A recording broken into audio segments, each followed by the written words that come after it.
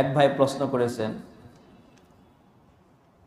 হুজুর শুনেছি কিবলার দিকে পশ্চিম দিকে থুতু নিক্ষেপ করলে নাকি গুনাহ হয়, কথাটা কতটুকু সত্য? হ্যাঁ, মুসলমানের জন্য কেবলাকে সম্মান করা অত্যন্ত জরুরি। কেবলার অসম্মান হবে এমন কোনো কাজ করা যাবে না। অতএব থুতু নিক্ষেপ করা সম্মান না অসম্মান? অসম্মান। এই জন্য কেবলার দিকে থুতু নিক্ষেপ করা ঠিক হবে না। এই কাজটা অনুচিত কাজ, এ ঠিক হবে না, বেয়াদবি হবে এটা। এমনিভাবে কেবলার দিকে পশ্চিম দিকে পাও দেওয়াটা ঠিক হবে না। এমনিভাবে পশ্চিম দিকে হয়ে কেবলামুখী হয়ে স্বামী স্ত্রী একসঙ্গে থাকতে মেলামেশা করতে পারবে না। অর্থাৎ যেগুলো দ্বারা বেয়াদবি হয় এমন কোনো কাজ করতে পারবে না। নাকের ময়লা এটাও পশ্চিম দিকে নিক্ষেপ করতে পারবে না, কেননা পশ্চিম দিকে আছে কি? আল্লাহর ঘর কাবা। যদি কেউ আপনাদের নিক্ষেপ করে আপনার খারাপ লাগবে কি না? লাগবে। তো আল্লাহ ঘরে নিক্ষেপ করলে তো আল্লাহরও খারাপ লাগবে।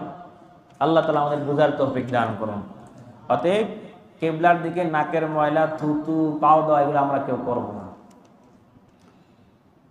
আরেকটি প্রশ্ন,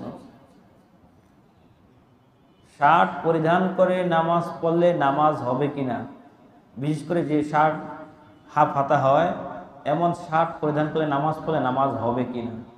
হ্যাঁ, নামাজ হয়ে যাবে।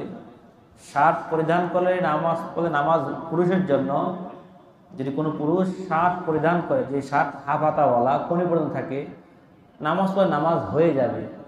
তবে এটা উচিত নয়, উত্তম নয়। উত্তম হলো আল্লাহ যেহেতু বলেছেন খুযু যিনাতাকুম ইনদা কুল্লি মাসজিদিন, এর একটা ব্যাখ্যা এটাও, প্রতিটা নামাজের সময় তুমি সুন্দর, সবচেয়ে সুন্দর পোশাক পরিধান করো। কেন? তুমি দাঁড়াইবা তো আল্লাহর সামনে।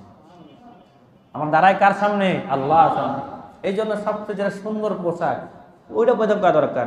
যেটা একদম অর্ধেক উলঙ্গ হয়ে গেছে, দেখতে একটা খারাপ দেখা যায়।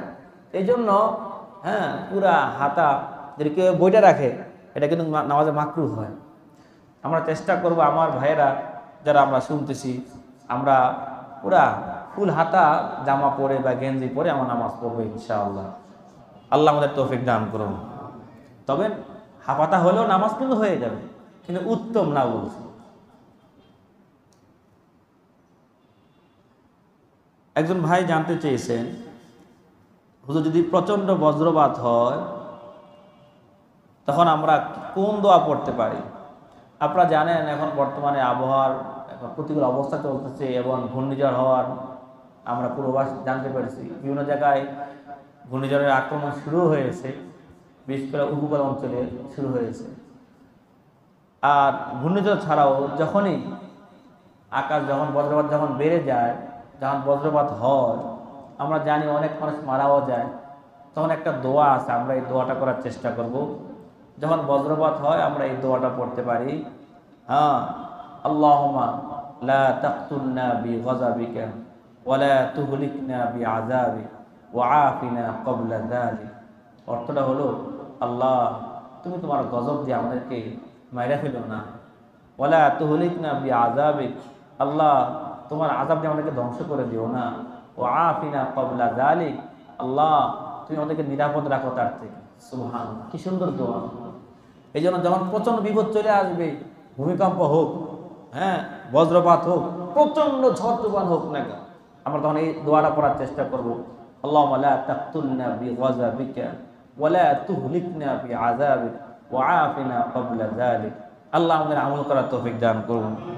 আর যদি বৃষ্টি বেশি শুরু হয়ে যায়, অনেক বৃষ্টি হচ্ছে, বৃষ্টি যা প্রয়োজন তার থেকে বেশি হচ্ছে, বন্যা হওয়ার উপক্রম, মানুষের ক্ষতিও উপক্রম, তখন একটা দোয়া সহিহ হাদিসে বর্ণিত আছে, আমরা এই দোয়াটা করতে পারি। আল্লাহুম্মা হাওয়ালাইনা ওয়ালা আলাইনা, বলেন না, আল্লাহুম্মা হাওয়ালাইনা ওয়ালা আলাইনা। আল্লাহ আমাদের উপর তুমি ফেলাইও না, যেখানে দরকার ওখানে তুমি বৃষ্টি দাও, আমাদেরকে আর দিও না, অনেক হয়েছে আলহামদুলিল্লাহ। যখন অতি বৃষ্টি হবে তখন আমরা এই দোয়াটা করতে পারি, আল্লাহুম্মা হাওয়ালাইনা ওয়ালা আলাইনা। একটি বিষয় জানতে চেয়েছেন, সেটা হলো, হুজুর আমাদের এলাকায় কোনো মানুষ মারা গেলে সমাজে প্রচলন আছে যে ওই ঘরে 3 দিন পর্যন্ত চুলা জ্বালানো যাবে না, এটা কি কোনো হাদিসে বর্ণিত আছে? না, এটা ভুল রেওয়াজ, কুসংস্কার।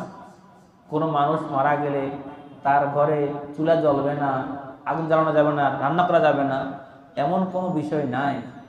তবে হ্যাঁ, এটা আছে, যার মারা যায় সে শোকাহত থাকে, এই জন্য আত্মীয়দের উচিত রান্না করে তার ঘরে পাঠানো, এটা সুন্নত আমল। কিন্তু তার ঘরে রান্না করা যাবে না এমন কোনো বিষয় নাই। আল্লাহ আমাদের বুঝার তৌফিক দান করুন। আরেকটা বিষয়, হুজুর আমরা দেখি কোন কোন মানুষ কোন পীর সাহেবের মাজারের সামনে দিয়ে গেলে হাতে চুম্বন করে, এটা ঠিক কি না? হ্যাঁ, করে না ভাই? করে। দেখেন, কোন পীর সাহেব হোক, যেই হোক, কোন মাজারের সামনে দিয়ে যদি গিয়ে হাতে চুম্বন করে, এই কাজটা ঠিক হবে না, এটা গুনাহের কাজ। অথবা কোথাও গিয়ে মাথার সামনে গিয়ে মাথাটা একটু নত করলো, এগুলো ভাই অনুচিত কাজ, শরীয়ত বিরোধী কাজ, এগুলো করা যাবে না। অতএব কোনো পীর সাহেবের মাজার দেখে এইভাবে হাতে চুমু দেওয়া, আপনি চিন্তা করেন সবচেয়ে বড় পীরকে মুহাম্মাদুর রাসূলুল্লাহ সাল্লাল্লাহু আলাইহি ওয়াসাল্লাম, ওনার কবরে গেতে এভাবে কোনো চুমু দেওয়ার কোনো বিষয় নাই, সেটা অন্যভাবে আছে।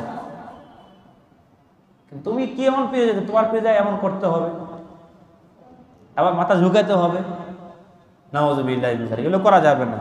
আল্লাহ আমাদেরকে হেফাজত করুন।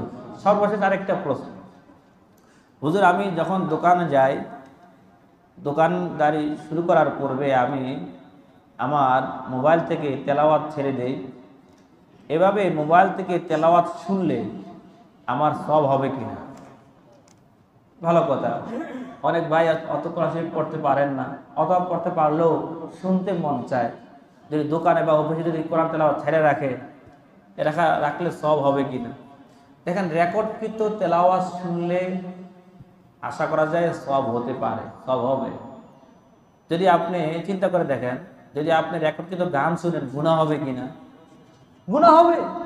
তা আমরা আল্লাহর কাছে আশাবাদী, রেকর্ডকৃত তেলাওয়াত শুনলেও সব হবে ইনশাআল্লাহ। যদিও সরাসরি শুনলে যেমন সব হবে ওরকম হবে না, কিন্তু আমরা আশাবাদী, আল্লাহ কি দান করবেন? সব দান করবেন। আল্লাহ তাআলা আমাদেরকে বুঝার ও আমল করার তৌফিক দান করুন।